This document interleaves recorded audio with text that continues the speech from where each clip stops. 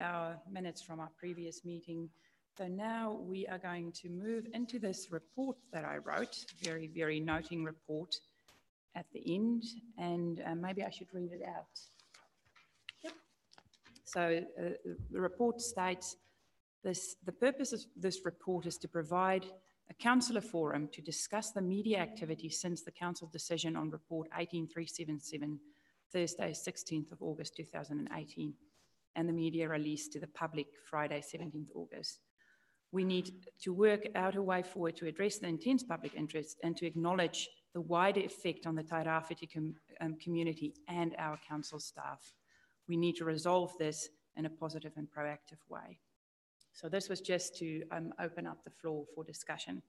So as I said to you earlier, I'm reminding everyone that there is still a threat of legal action against council. So it's just a reminder that everyone in this discussion, please keep that at back of mind, that we've made that reason, and I'll come back to why we made that reason. Please, at this stage, mention no names, because that is, we have decided because of legal risk, we will not release those names. So this meeting, and bear with me, I'm going to read a little bit because I wrote it very late last night. And this meeting will have three parts. As the Chair of Code of Conduct, as well as the spokesperson for the Council in Ming's absence, I will give you some background information on how this issue has unfolded. Councillors have had different levels of exposure to development online and on Facebook, so I will give a understanding of the events from my point of view and my experience, and it will probably be around 5 minutes. Second part of our meeting is where we will then have a roundtable discussion where everyone will have the opportunity to share their thoughts, and then the third part of our meeting will be to discuss a way forward. So, just starting with the background. After Council met on Thursday, the 16th of August, every councillor were of the understanding that we have reached an agreement on the findings and the recommendations in the Code of Conduct report, including the recommendation that all media inquiries should be directed to the Mayor, and in the Mayor's absence to myself, as per the minutes that were circulated to all councillors. This has clearly not happened, and the events that have unfolded go against everything we discussed at our meeting. I want to understand and listen to what has happened and to work out where we go from here. I want to hear from everyone in an open and a transparent manner. I want to reiterate, this meeting is not a code of conduct matter, nor are we trying to suppress the matter or silence Councillor Akuata Brown. Unfortunately, there are so many untruths around this situation that were fed to the media that needs addressing, and we will address those today. This is about process. This is about a shared understanding of what was agreed to, which we all agreed to, every councillor. If a councillor were not happy with the outcome, then that should have been stated and it could have been addressed appropriately. Meredith, you could have approached me in the weekend and we could have worked together to address these concerns. We are here today to discuss the subsequent media activity and work towards a way forward to address the intense public interest and try and resolve this in a positive way for all. I have expressed many times that I'm disappointed in how this has played out in the media, so I'm just going to recap. I'm halfway through my background. I'm just going to recap for everyone, especially for the two councillors that were not here, how we got to our decision. We, at our last meeting, discussed the risk of releasing the paper, the Code of Conduct Board report, to the public. Councillors, after robust debate, decided not to take the Code of Conduct report into the public because of the threat of legal prosecution for defamation against council. Have we not had this legal threat, the report would have gone straight in the public domain as per the Code of Conduct. Perhaps we should have taken the risk and made the report public, but on the balance of probabilities and not being 100% sure of the exact comments made, combined with the legal threat and advice from our lawyers, we agreed that not releasing it was in the best interest of council. Council as a whole accepted this, and we also discussed that the threat is clearly diminished, the legal threat is clearly diminished, if the Ombudsman told us to release the paper in the event of a Lagoima request. Just coming back, Meredith, not once did you raise an issue at the meeting or with me afterwards about the board findings, the recommendations, the process, or stated that you did not accept the apology. At the meeting, you apologised for unintentionally bringing councillors under a cloud of suspicion. You also apologised for bringing councillors into disrepute. You stated that you did it unintentionally and apologised for that. You then stated that your stance was what is the greater good and that you had no intention to hang the person out to dry as per our unedited minutes. After our meeting, our agreed media release went into the Gisborne Herald on Friday. Since then, there has been massive reputational damage to council.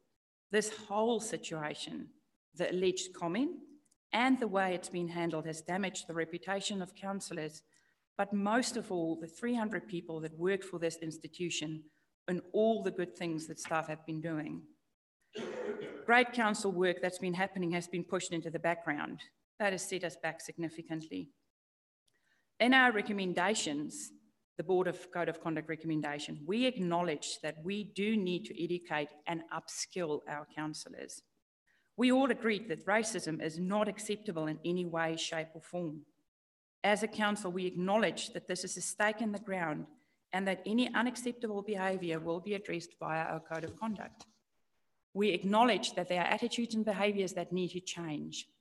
And the review panel found this and made constructive recommendations that were accepted by all of council. We all agreed that we would move forward as a team. As a council, we have done some groundbreaking work in regards to our relationships and respectful partnerships with iwi. This has set us back significantly and we will have to rebuild and regain those relationships. So this is just my background.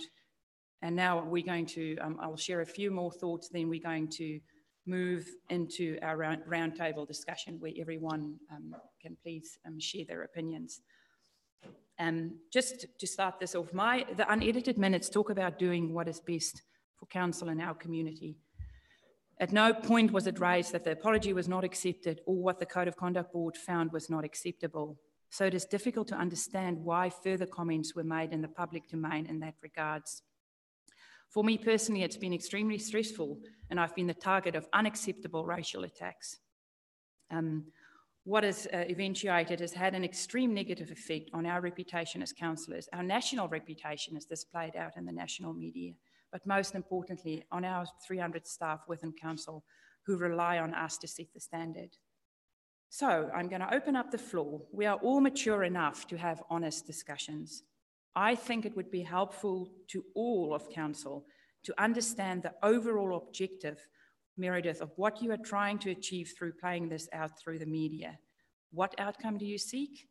And how would things be put right for you? So I'm going to open the floor, Meredith, and then afterwards, I want to give everyone the opportunity to comment and discuss, and we'll talk about ways forward after this. Now you've heard enough from me. Well, thank you, Reed, for that. And again, giving us some background. I guess, firstly, let me just say, I should have spoken up at the last meeting to state how unhappy I was. I didn't.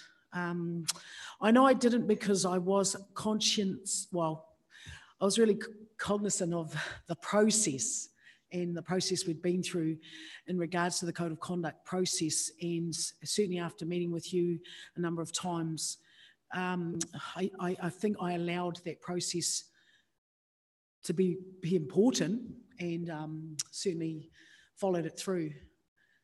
But when I reflect now, I was in a pretend agreement because I didn't speak up and say I wasn't happy, because I don't believe I received an apology. I really don't.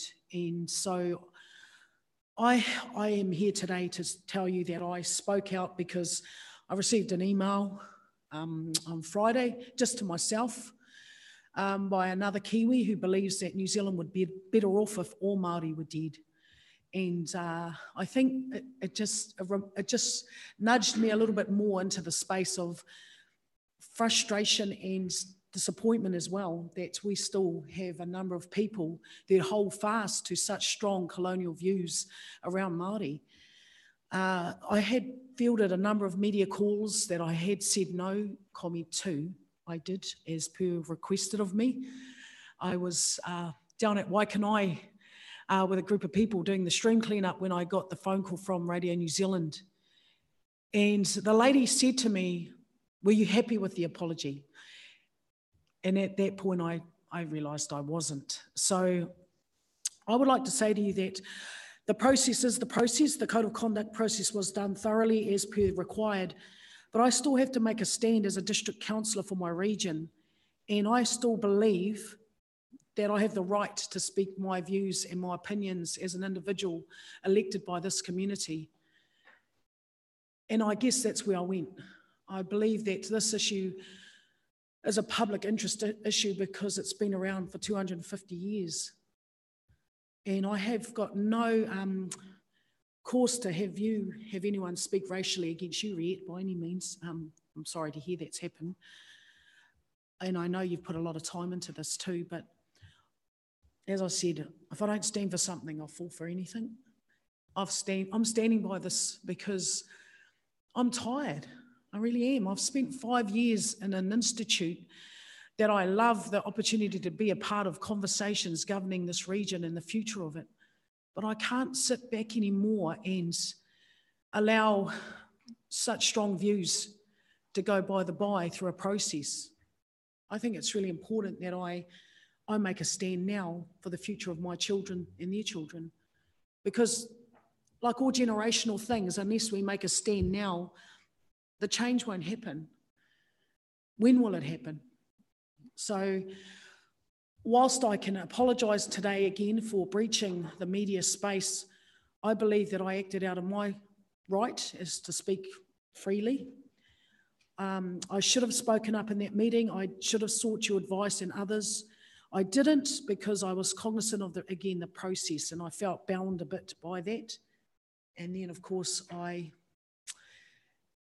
in the weekend, had time to process after the article went in the paper on the Friday, having people come up to me, which has been happening for me as well, emails, phone calls from national as well as international. I've had a number of key leaders in this nation ring me to support me. So I believe that I'm disappointed that there's the negative aspect of this because it does go into extremes often.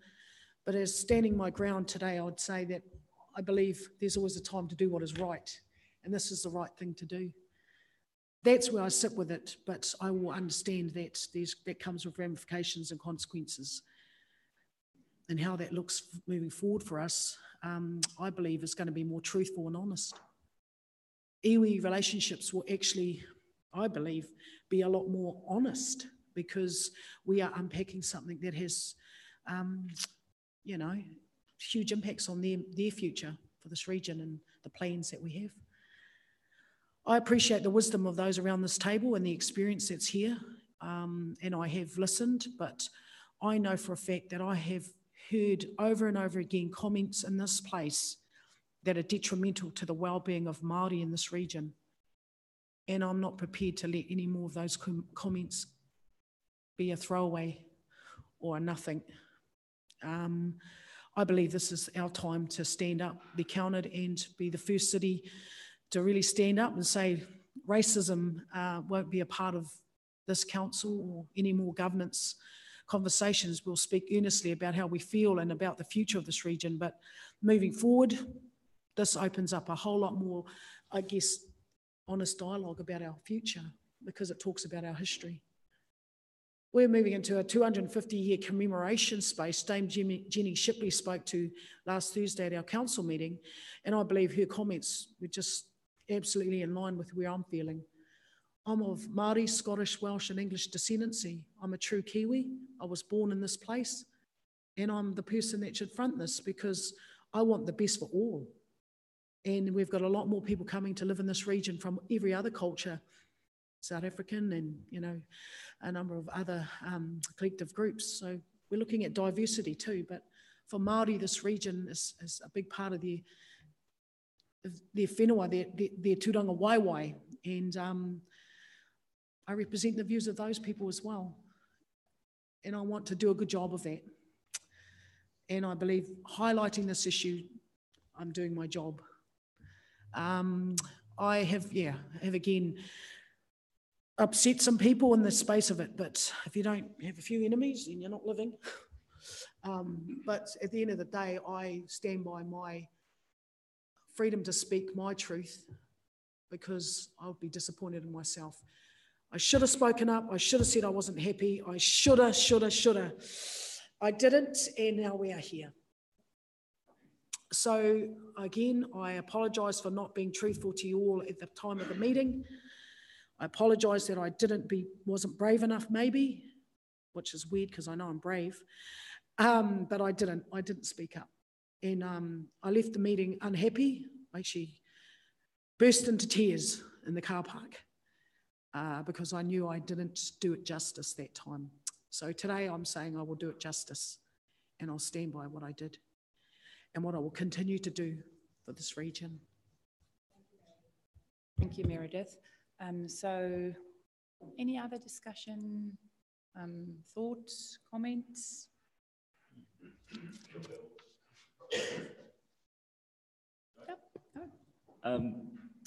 Yeah, I think the process has been difficult to implement because of the lack of structure and policy around how you can deal with these situations. Our code of conduct doesn't necessarily have any action or reflection of what's gone on, and to take it out of the policy space and put it back into the real world and what's been happening. I don't personally think that the comments post our last meeting have really added that much fuel to the fire. I think what has added fuel to the fire is the fact that there is still no statement by council with the person's name. I also understand the reason for that in the legal sense, but I personally think that there's another reason, and it's not protection. And I think if we were honest about the reasoning that well, I wasn't there on the day, so let me be clear, I didn't hear the comment, but the reason these type of comments are made is typically a ignorant joke, something that people need to modify their behaviour and stop making.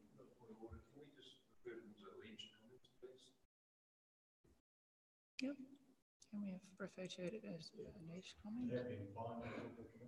Yeah, there's been findings. Yeah, the findings of the committee was that a comment was made. It's not that there's no definition of, there's no identified statement that was made. So I'm referring to the fact that there was there was a comment made which has been found to be offensive. And in that sense, I don't know whether that was overtly racist or just ignorant and needing modification of behaviour. I think the only person who can define that are the people who heard it, or the person who said it.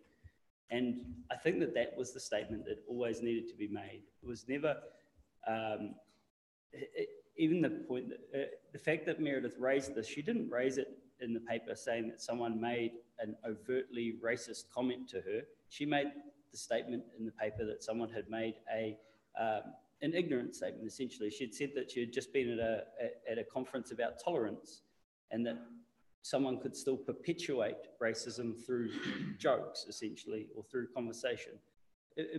And I think that's the issue, is that the only way to have avoided the scandal around this is for the person who made those comments to take the front foot and to say, okay, I'm not as educated on this as I should be. I personally have friends that from high school that I see a lot less of than I'd like to, and it's because they haven't modified their jokes. They haven't evolved over time and become tolerant to certain things that I am tolerant of. And it's yeah, I find it really hard that this is back on Meredith. I believe that this is squarely on the shoulders of the person who made the comment, and that there's no position council can be in other than saying, look, that person has to wear the responsibility, and that person should come forward and make a statement that that they said the wrong thing, and then make their reasoning for why they said that. I don't think it's I don't think saying that you're unhappy with the apology is all that unfair at all. I'm happy with the way Meredith's conducted herself, to be honest. It's been difficult, and it's been harder most on probably the deputy mayor, and I'm really sorry for that. And I don't want to, and I don't want these kind of things to happen. But it's the state of play today, and I think that person does need to modify their behaviour. Brian. Thanks, Shannon. Yeah, thank you. Look, I always look at it's everyone's choice to have freedom of speech and to speak out about things. Okay, and I do have some sympathy for Meredith with her position. Maybe she hadn't gone around, about it quite the way that we would have preferred. And I confess I had a long talk with Meredith yesterday to find out what she wanted out of this. And it appears that there's a number of people in our society, they want nothing less than blood, you know, and so this whole issue has really stirred things up. But I like to think in a different way. We have got a process, and it's been tried and true over many years, put together by local government. And that process has followed its course, and at the end of it, even though the person that's the centre of these comments that we're talking about hasn't been named, we are above trying to punish that person. What we're trying to do is actually work as a team and say, righto, even though many of us are sitting around the table and call ourselves as needing this training, but we want to work together as a team and to bring our performance up. And I think that's a much better way of doing things. Okay, really as to what happens from now on is a lot in Councillor Akata-Brown's hands, because she may still not feel satisfied with that result, and that's her decision. And it's just unfortunate that, you know, it's easy to actually make an allegation without naming the person, and I suppose that's the unfortunate part. But we have decided that we are just going to have to wear the public's general opinion about the council, but we are going to do something about it. We are going to up our game. We're going to actually say it's not acceptable to have racist comments within our organisation. Yep. Even in flippant talk, you know. Yep. That might have been acceptable in the past, but it isn't anymore. So we, I believe, are moving in the right direction. So I actually support what we've done up till now. Yep. Thanks, Brian. Andy. Yeah, unfortunately, your direct question to Councillor Akata-Brown was what constitutes an acceptable apology from the person involved. So we do need to get clarity on that point to find out, you know, is there an expectation of more than an apology, or how do we go forward with what is acceptable as some form of reconciliation? For me, it's always been about the wording of the article, which was, according to a couple of my council colleagues, the statement was made. And it's been reiterated again when Councillor Akata-Brown just said a number of people in this organisation. So my concern there is it puts a cloud over all councillors by keeping it out there. A number of people hold these views. So it's fine for councillors to speak their views and have their opinions, but those opinions need to be meant to have the verification. I did not hear the comments, and I hate the comments. but I've still got this cloud over me that I could be party to those comments. So to be fair to the whole of council, by stating a number of people in this organisation and statements such as that, I've got a problem with a one-on-one basis of it, but as soon as you stretch it further than that, you're putting this cloud over the whole organisation, and that's what I hate the most, because I'm part of that, being under that cloud, even though I know nothing about it. So if you are going to state these things, the best thing to have done would be have named the person and taken responsibility of that. The threat of legal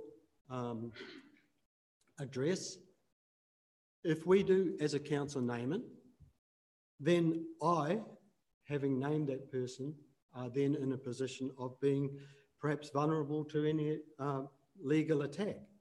But I didn't hear the comments, so why should I take on that responsibility? It should be that of the people that heard the comment.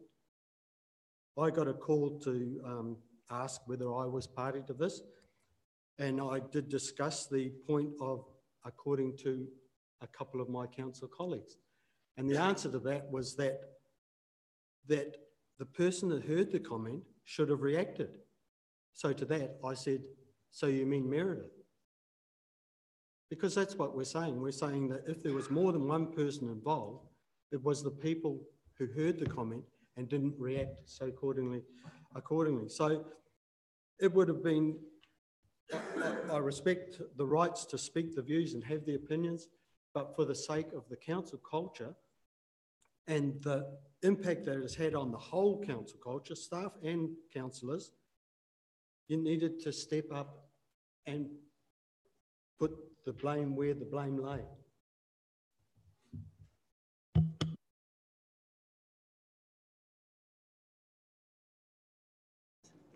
Larry, thank you. I was away at the time. I was out overseas, actually, so I wasn't even at the meeting, but coming back and seeing all this debacle unfold is really disappointing. And unfortunately, you know, me as a councillor and part of a team, I'm now tarnished as being possibly racist, which is definitely not the case at all. And so it would be nice to have this whole incident cleared. And the only way is for the person who initiated it is to front up. And by putting a defamation to the council to try and block that, I was really disgusted with. And I believe there was a personal one to our deputy as well. So there was two. Yeah, so that is not the way you do. So it was obvious that what was going to happen. And even the report that was in the paper on Friday, there's a sentence in there that said the evidence, there was no evidence to prove what was said. Well, so that automatically made Meredith look like a liar. Did she not hear what she heard? So there, I mean, there's a few things that we could have made things a little bit clearer, I think. I think the letter in the paper, which everyone was expecting on Friday, was really quite soft, actually.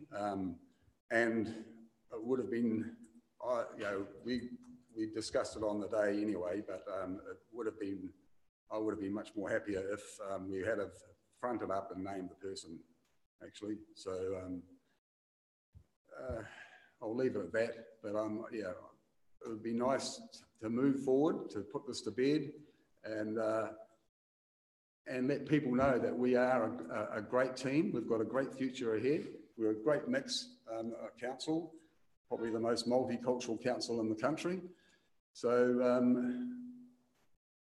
there's lessons to be learned out of this whole exercise. So if we learn from them and together move forward, it would be a great space to be in. I'll leave it at that. Anyone else? Is this another chance for questions? Well, this is an open discussion where everyone can say what they want to say, ask the questions that they need clarification from, and then once we finish with that, we will talk about ways forward. So, yes, please.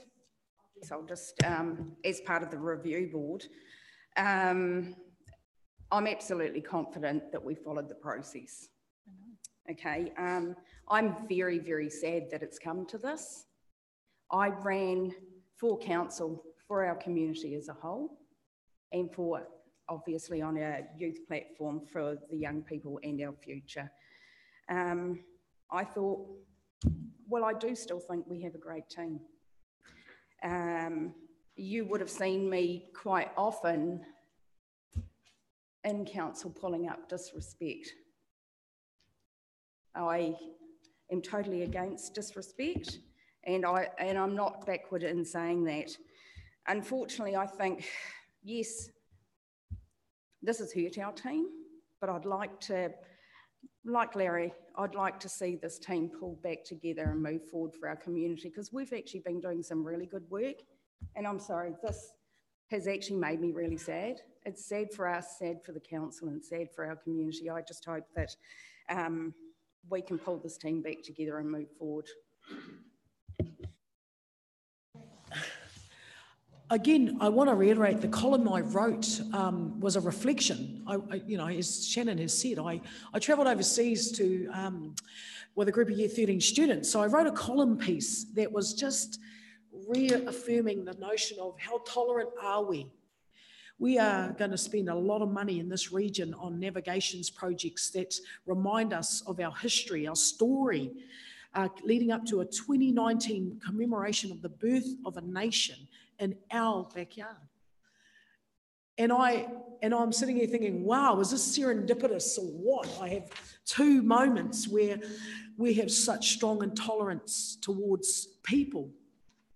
And as I said, I wrote that column reflecting on how are we doing in this space, knowing that we're still a way to go. We are a great group of people who want to govern in this region to the best of our abilities. We sign an oath that states that we will represent the views of all the people who live in this region. And we have a high population of Māori. And at times a couple of colleagues have stated things that are very disrespectful to tangata whenua.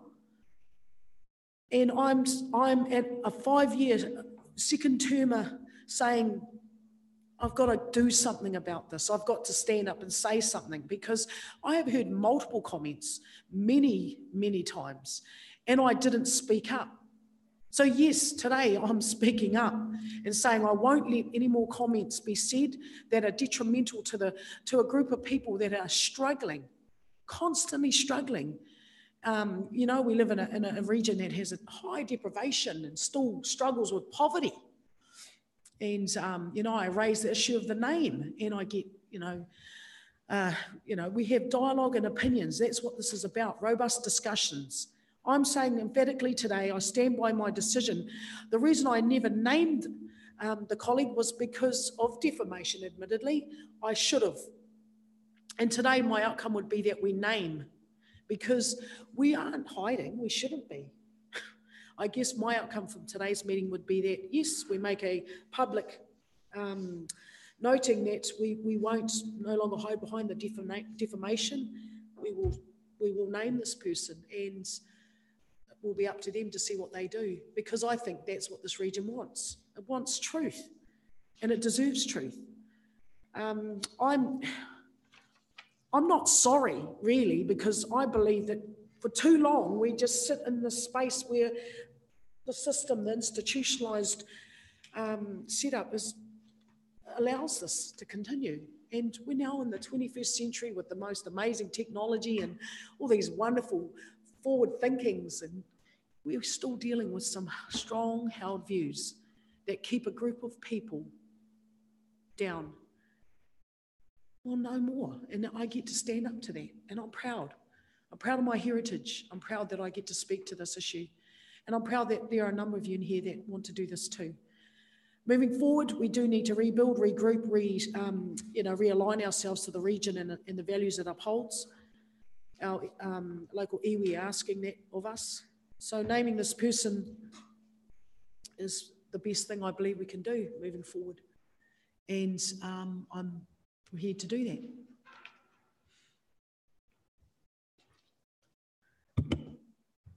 So I will just go back, like I said before. We had robust discussion, and Oh, Bill, I'm just going to finish the minute, Bill. The reason why, I just want to clarify the reason why we as a council, everyone in this room, bar the two that weren't here, decided that on the balance of probabilities and not being 100% sure of the exact comments made, combined with the legal threat and advice from our lawyers, we agreed that releasing it was not in the best interest of council. If councillors want to change that, we can do it. I'm just saying, and just making it clear to the public, those are the reasons why we as a council decided not to release a name to the media. So, Bill. Thank you, Madam Chair. Listen, how do I phrase this? Firstly, to my colleagues, I have huge respect for you people. Up to date, when this happened, we had done a great job together. And following that through with Nadine and her staff, the same rationale applies. In my view, as a team, a lot of us do a very good job. However, I have strong views, as Meredith knows, and in terms of respect, I want to qualify. That includes Meredith. The incident aside, this should never have got outside council. We should have dealt with it. We're the governors elected to do this kind of work. I can't understand how it got that far, but having heard Meredith talk twice, we now need to fix it. We know in general terms, be it Murray, be it Pākehā, there will always be racist comments made across the board. Unfortunately, on this occasion, Meredith brought it to the attention of the media. I qualify what I said earlier. We should have dealt with it. It should have, at the time, the person who was supposed to have said these remarks should have been challenged. For me, going forward, you know, we've got bigger challenges in terms of the district than dealing with this, but we need to fix it. We have an opportunity now that we can fix it, but at the same time, no one needs to tiptoe around Meredith or the racism that is supposedly within our council. I've been here long enough to understand. I don't think that's an issue, personally, because I'm just qualifying. We do a good job together. We're a very good team. Otherwise, I wouldn't have said what I did. I have huge regard and respect for you people and our staff. But this issue, we need to put to bed today. Quite how we do it, I don't know, but it needs to stop here and now. Thank you, Bill. I'm just going to read a text from Josh because he's not here today, if it's all right with everyone. If I was there, I'd say we need to be honest and accountable to our publicly. I think it's okay that Meredith changed her mind and decided that the person's response wasn't good enough. The apology wasn't good enough. And I think it is time we be fully transparent about the whole thing to our public. Who, what, when, where, how we got to our decision, and to us having the kōrero today, and that's why we're in public today. My perspective is we have full-on ugly public accountability. It's going to suck and tarnish us. But I think a public that doesn't trust us is much, much, much worse. The lack of transparency is what is damaging us more, far more than Meredith going to the media, in my opinion. These are my thoughts on the matter. Nā mihi, arua ki a tātou. Sorry, I can't be there. Josh. Karen. Thank you. Are we allowed questions? Yes, you've asked that before and I said yes. Okay, thank you. I would like you to unpack for us defamation, risk of defamation. What would happen? I want to know what would happen.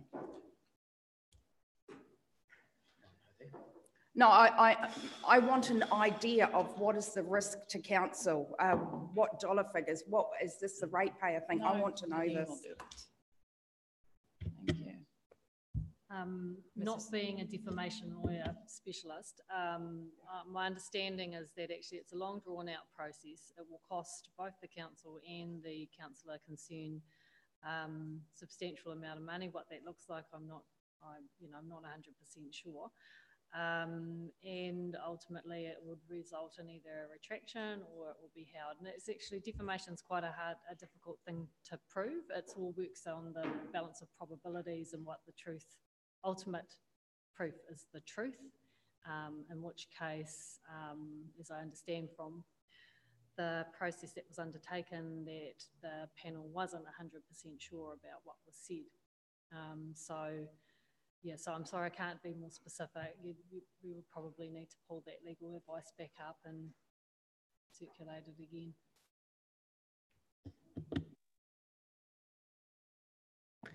Thank you. I remember our conversation around the legal risk from the last meeting, and it was under advice that it was as Nadine mentioned, that it was a very difficult precedent to prove, and the risk was low in that instance. So I would be happy to move that we put our excluded minutes into public. And it's the same reasoning I had for wanting to do that at our last meeting. I don't believe that the risk is high enough for us to withhold them. I think the councillor involved has had more than enough time to front foot this issue and make their public apology. It's now not our responsibility to hold this information just based on a small legal threat. So yeah, I'll move that those go into public. If anyone wants to.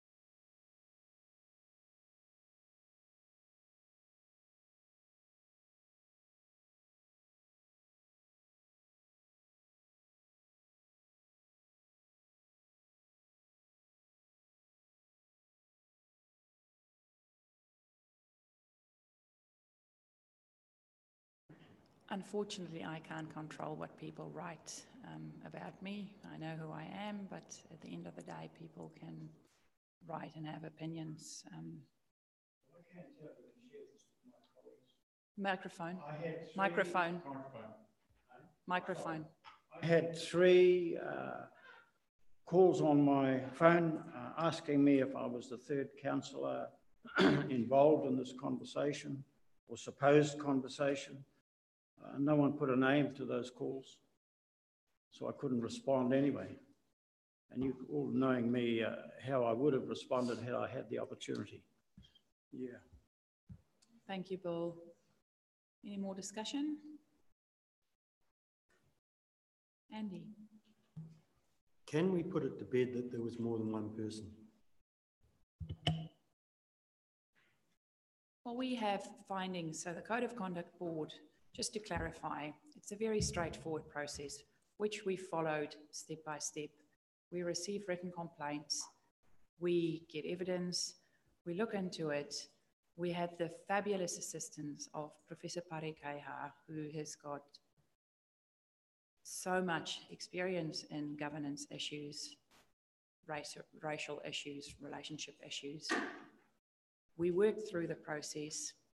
We interview people, we look at the evidence, and at the end we have findings, and those findings are the report that Shannon is speaking about. That's the report that council has brought to council last week, which was passed by councillors. So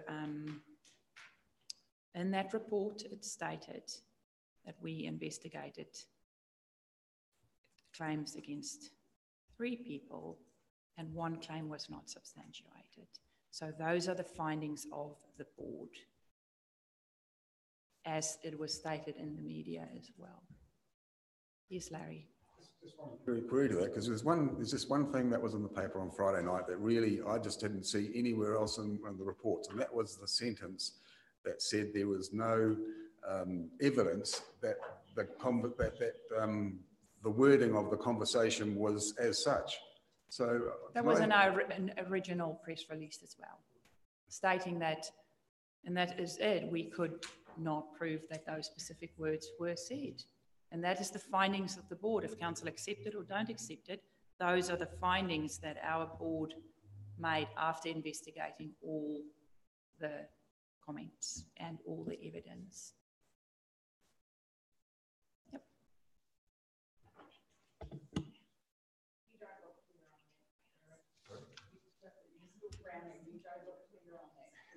Can I ask, what time did we start? I wanted to say let's break for a coffee, but it's too early. Let's not break for a coffee.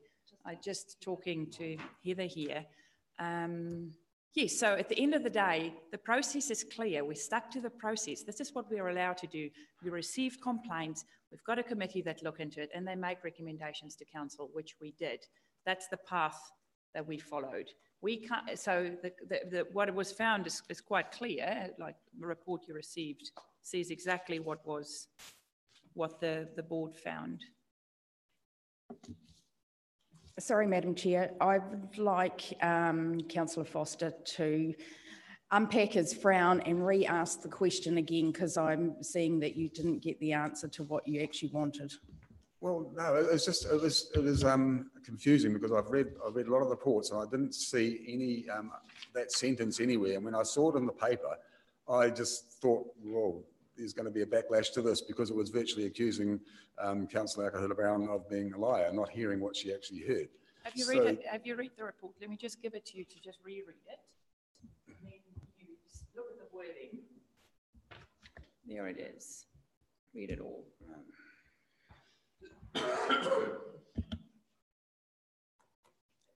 Shannon Dowsing.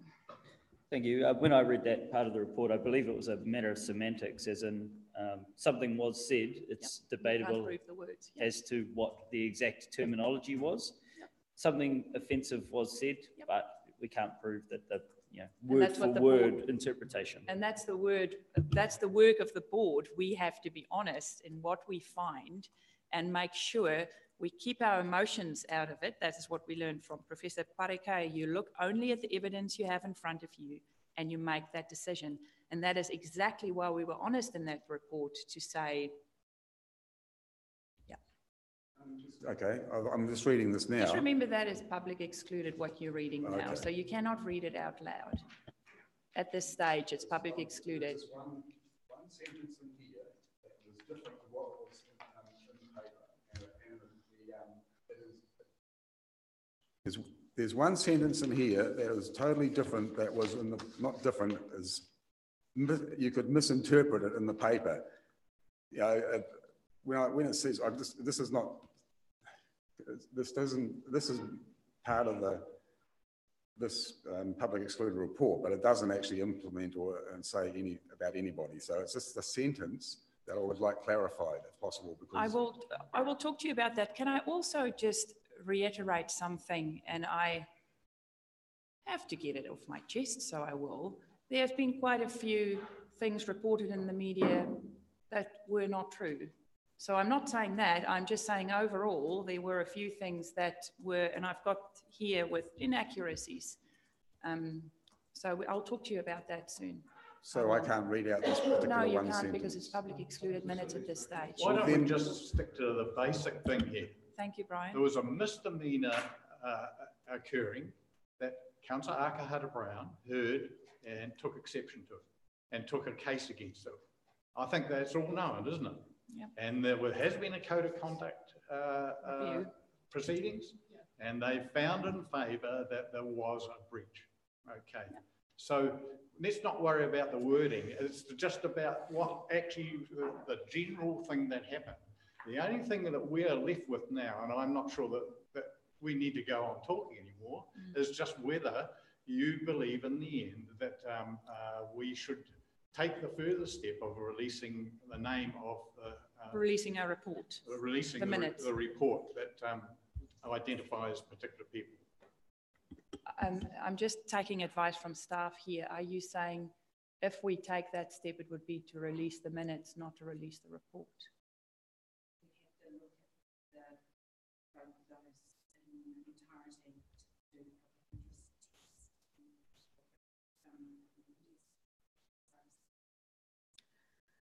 Yes, so you just have to check that out. How are you doing? Councillor Cranston. Yep. I don't know if anyone else has got a concern, and it's just a point to observe, really. I've only heard one side of the story, and right through the whole process, the other side of the story's had quite a lot of airtime. Have we got responsibilities to hear both sides of the story? Everyone was invited to this council meeting. I did touch base with that person again to say that everyone is expected here. I think we are now steering into, are we going to try and debate the findings of the board? Because we cannot go there. No one except Professor Keha, Councillor Fenn and myself heard all the evidence, read everything, and then made a finding. We are not here to unpick that. I think we are here to, if we go the way that things are going, is discussing again the reason why we originally decided it was best for council as a whole to keep the report and public excluded because of the reasons that were raised earlier, the findings of the report, the threat of legal action, advice from our lawyers. So if we want to discuss that, I'm happy with that. But in the end of the day, any decision we make as a council as a whole carries. So that's the discussion we are having now. Meredith. To be clear, I guess I should never have accepted the apology. That's the issue that's been brought to my, well, the question that was raised to me by media. I believe that when I was offered that, that was an admission to what was said, because the apology was for offensive comments made, but the apology was backhanded because then the commentary changed. So I didn't speak up at the meeting to say I didn't accept that. That's where I failed. Yep. Thanks for that, Meredith. I think we're going to, I'll give you soon. After this, we need to start wrapping up and moving into the space that I said was the third part of the meeting, where we will discuss a way forward. We might grab a quick cuppa and then come back for that. Andy, just to finish up this discussion. Yeah, is it accepted that the code of conduct finding that there was only one case to answer, accepted by Councillor Arkwright-Brown? Well, Councillor Arkwright-Brown and the council accepted the findings of the board, so, and she accepts the findings of the board. Well, yep, yep. Okay, we've got 10 minutes of coffee. We come back just after 10. I just need to talk to staff.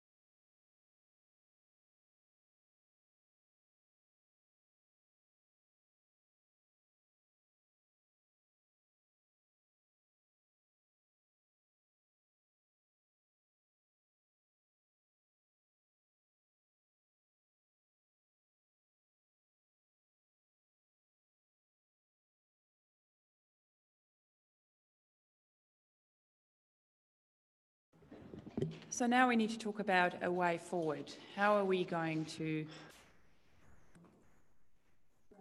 address this?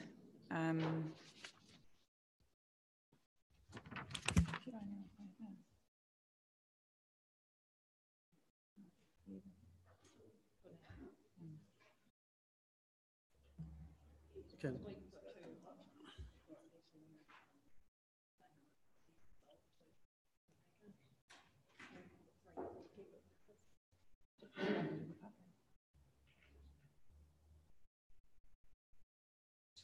So we've got three options going forward. I'm just talking to our CEO here, is that as a council, when we had our discussion, I'm just noting Councillor Thompson is unwell and he left. He was unwell this morning as well, just for the minutes.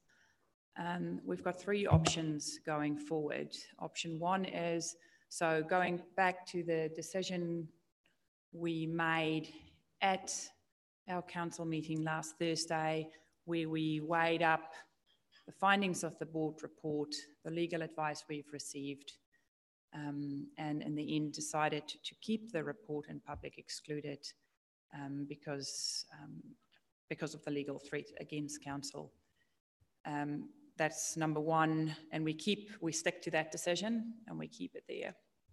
The next decision is that through a process that staff will assist us, because it is relatively complex, we can then as a council decide we want to not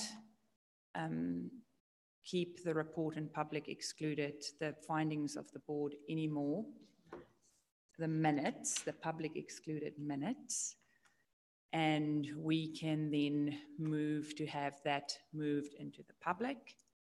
And third is that Meredith goes out on her own and name the person. So those are the three options we have. Shannon. Thank you. I don't believe the third is really a decision for council. So we have two That's options. An option. We all had that option to go out and name that person publicly if we'd like, but I don't think anyone should solely bear the legal risk. Can I just ask what our quorum is? Is it seven? So we have quorum, great. Yeah, I would certainly want a meeting to move those minutes into public. That's my opinion. Thank you, Madam Chair. Just going on option three, Meredith, Councillor Dowsing said, I don't believe it should be laid on one person to name the person. Can I just ask the question? Meredith, how do you feel about that? Certainly appreciate the support and sentiment of Councillor Dowsing in this space, but I actually feel happy, or not happy is not the word. I think I would be okay with taking that option based on the whole thing and how it's played out, and being that I am, I guess, in part the centre of this. So, but I would only do that with the support of this council, who would be aware of what that would mean consequentially.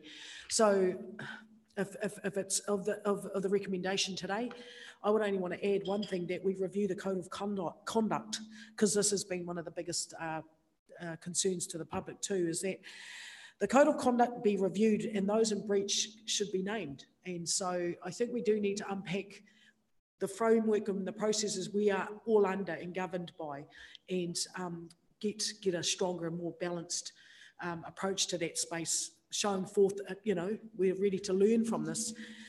I'm happy to front foot this and name if I have the support of this council, and that's what the consequences of that could look like, because I am part of this governance group. I just wanted to answer something you said about the Code of Conduct. Our Code of Conduct states that reports go into the open. The reason why we did not receive the report in the open is because of legal threat for defamation. So our code stipulate that reports go into the open. Brian. Yeah, look, I wasn't a great fan of releasing the details of the public, and I didn't really agree on the concept of worrying about legal action. As I stated earlier, I did it more for, rather than look for punishment, looking for education, working together in the future. But if Councillor Akara-Brown is maybe determined that it's going to be released in the public, I along with a few others, don't feel that she should have to take that responsibility, and I'm willing to change how I actually view this, and I would be for releasing the minutes, public excluded minutes into the public. Thank you, Brian. Larry. Yeah, I'm exactly the same. I was going to second the motion that Councillor Dowsing put in about releasing the public excluded minutes.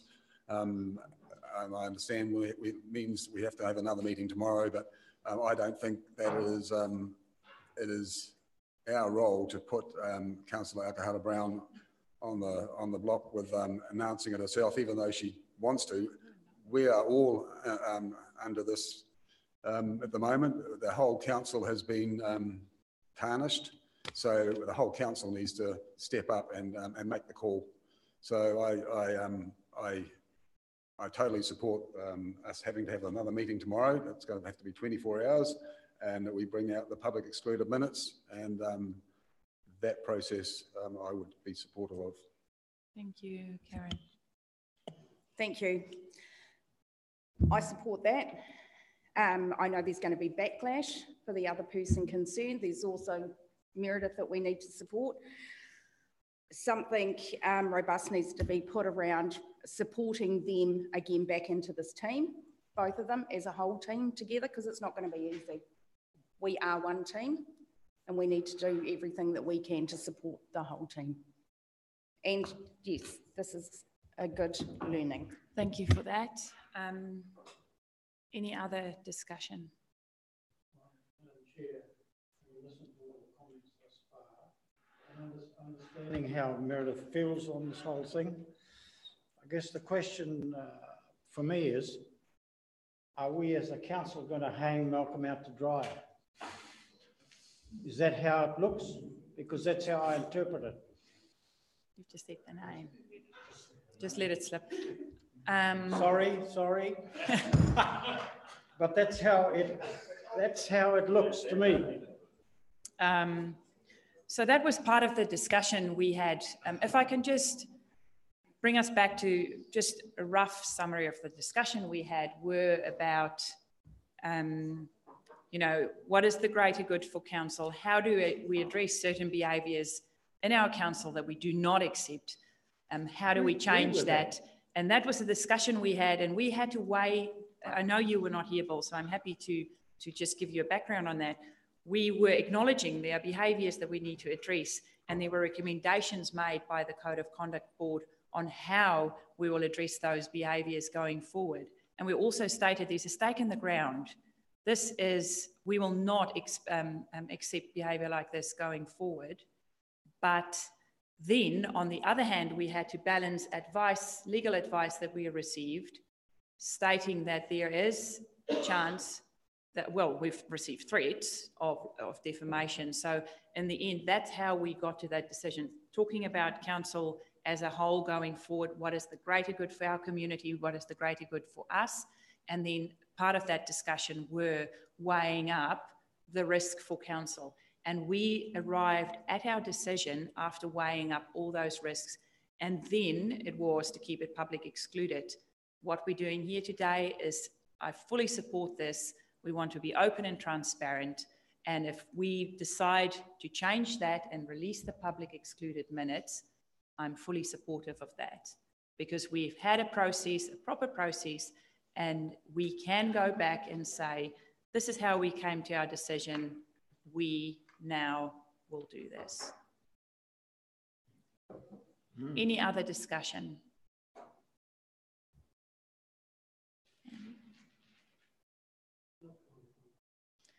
So my gut feeling, or not my gut feeling, I can count 2, 4, 6, 8 people around the table. What we are saying at this stage is that we will call an extraordinary meeting tomorrow at 10:30. Thank you for that. Because it needs to be 24 hours since we've done this. Heather and myself will organise all the paperwork, and we are signalling our intention that we plan to release the public excluded minutes into the public to be open and transparent, and that we have looked at the legal risk, reputational risk, the damage this has done, and we are going to release those public excluded minutes. Is there general agreement around the table? Andy? Yeah, agreement there, but just I think it's only fair that the councillor involved should get that notification. But he might be proactive in addressing what should be done by him. Yep, so I, as the chair, will ring the councillor involved and just let them know what has been decided here today, and there's 24-hour notice.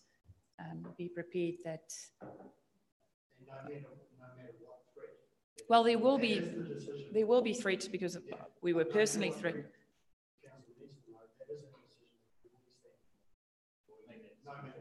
We'll make that decision tomorrow, but that is the understanding that that will happen. Councillor Badette. What happens if said person in the interim makes an apology? A sincere Well, apology. then we deal with it tomorrow. That's when we deal with it. We're not making tomorrow's decisions today. We are signalling our intent because we need to work behind the scenes to get the paperwork sorted so that we can have a meeting tomorrow. Just remember, for every meeting we call, there are public notices and certain clauses that we need to satisfy. So I'm just trying to make clear this is not my decision. This is all of council decision. Pity his mate wasn't here this session. So, yes. Mine.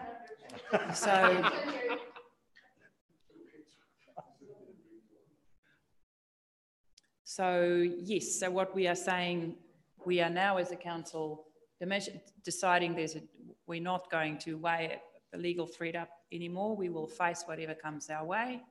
And as a team, we will release the public excluded minutes. Am I correct? Yes, thank you. I will be in contact about the meeting tomorrow.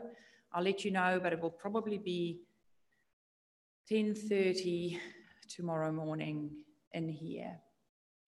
Thank you for your open and honest discussion. I appreciate us working together to find a way forward that is good for council, that is good for our community. And I want to reassure our community that we will be working hard to rebuild the public trust in the Gisborne District Council. Thank you. I call this meeting closed. Thank you.